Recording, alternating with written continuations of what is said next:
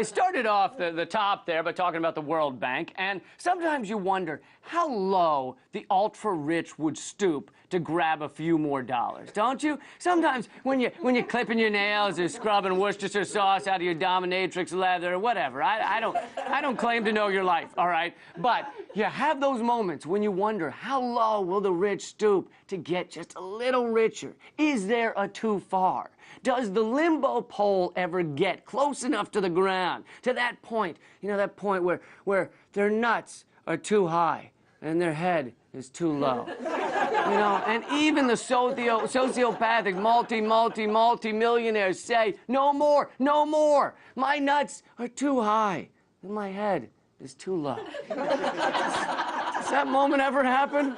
Perhaps not. Alternet this week reported on how rich white men are now stealing children's lunch money.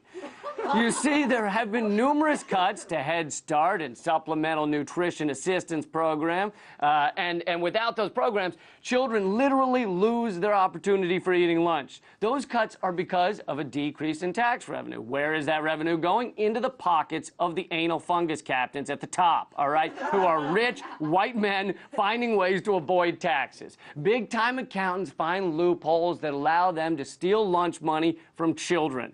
Burger King, for example, wants to move to Canada to avoid taxes. And watch out, Canada, because soon they'll be coming for your lunch money. And there's nothing sadder than a Canadian 5-year-old at an empty table dreaming of a poutine or a beaver stew or whatever you guys eat. I don't know. But he can't have any because the wealthy seem incapable of realizing that their nuts are too high and their heads are too low.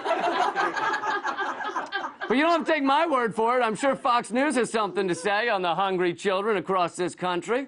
Welcome back, everyone. Legend of competitive eating facing off against a tiny opponent and losing to a... Look at that video. The hamster's eating a hot dog. Oh, my gosh. Maybe not. Maybe they're too busy covering hamster news. And they're not even covering the important hamster news, like the mayor that was just elected.